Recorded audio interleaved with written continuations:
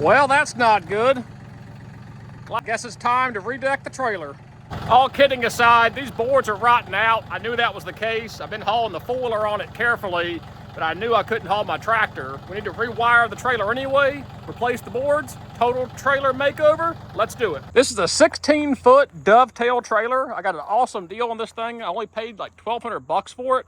It's got 3,500 pound axles on it, and it's perfect for hauling my John Deere 4200. Part of the problem with the trailer, it was sitting out in the sun and the rain for many years from the previous guy, and a lot of the boards were starting to rot out. So that's not safe to haul anything. We're gonna redeck the whole trailer, and while we're at it, we're gonna go ahead and rewire it too.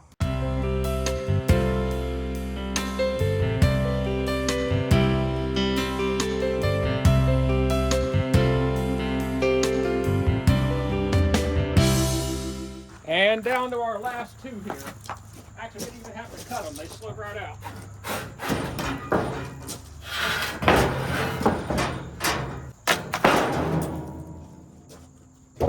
Easy enough.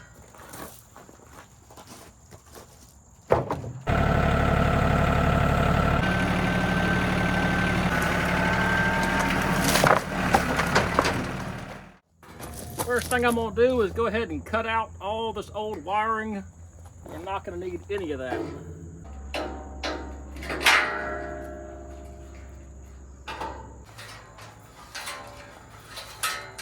I got me a glorified rat's nest here.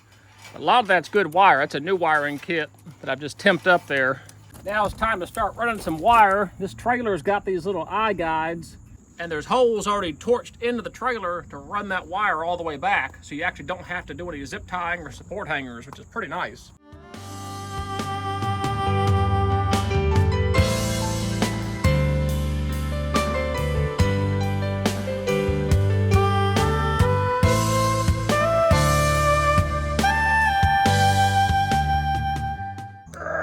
All right, just finished up wiring the plug here.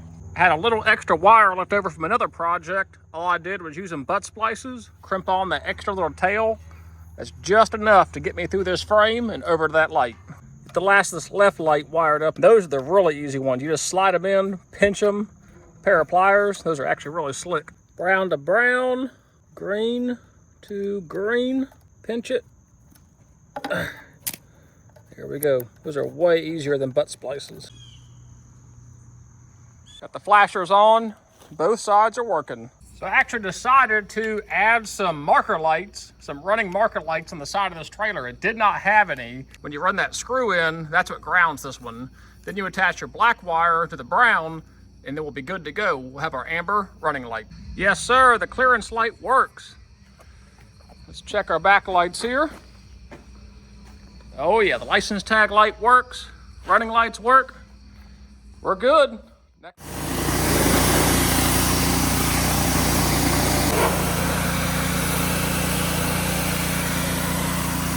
So got the trailer all power washed, and the main reason for doing that is I was noticing a lot of mud and caked up rust on all these rails, and I really didn't want to put brand new boards sitting directly on mud, which I know was going to speed up the rotting process.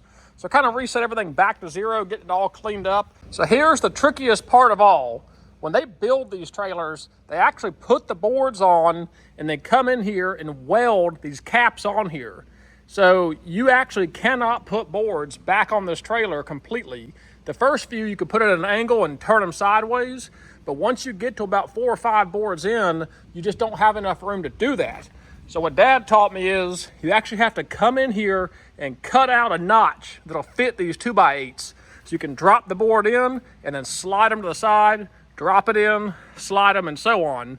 You have to do that on the 16 or the main flat part of the deck, as well as the dovetail. That's just the way they build them. They cap these boards in place, and you cannot replace the deck without cutting a hole here.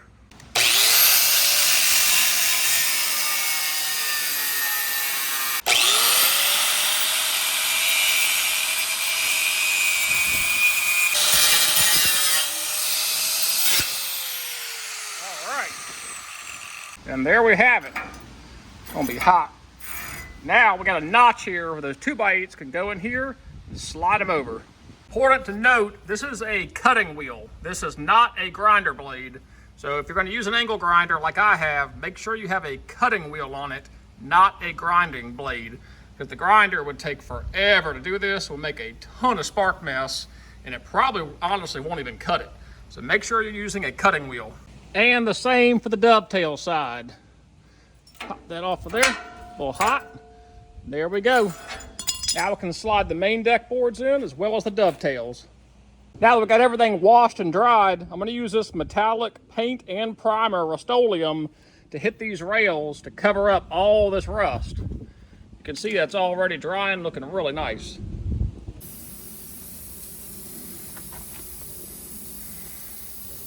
And this is just so the boards are not sitting on open rust.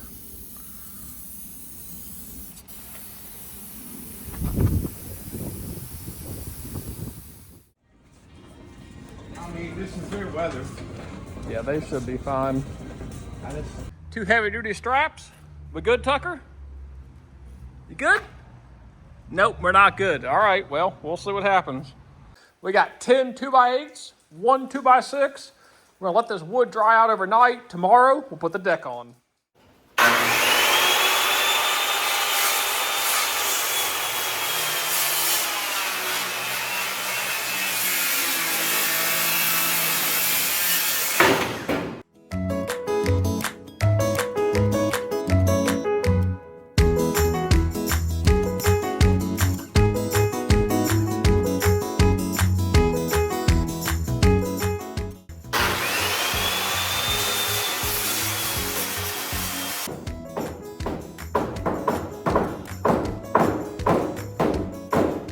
We are down to the last board here, and this is that trick I was telling you about earlier that Dad taught me about, where we had to cut this notch out here, and you finish off with a 6-inch board instead of an 8-inch board. That way you don't have to rip one of these long 16-foot 2x8s.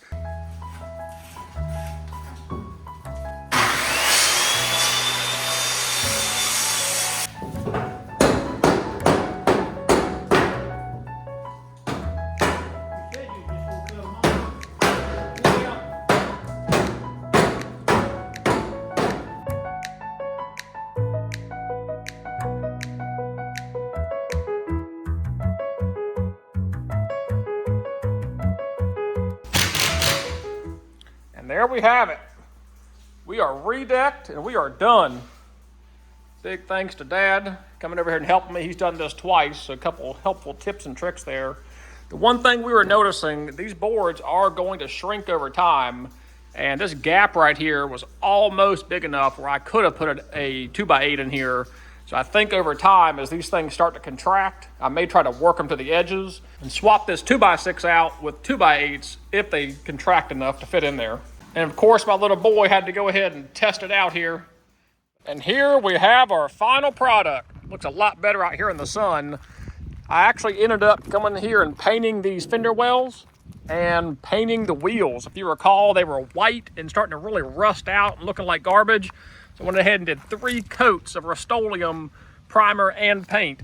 So I think it looks pretty sharp. The deck's all on, fender wells are painted, wheels are painted. I added a couple clearance reflectors on here in addition to the marker lights. One other quick thing I did where we cut out the notches here to put the boards in, I saved those metal pieces and just screwed them right back into place with a big heavy duty self-tapping screw, and then came back over it and painted it to keep these edges from rusting. So when you get up close, it looks a little bit junky, but when you stand back, it really cleans and flushes it up nicely. If you've got a flatbed trailer like this, I highly recommend it. You replace the deck yourself. It'll save you a lot of money, $200 worth of wood, and I am done. Hope you learned something from this, but as always, thank you for watching. God bless. Take care.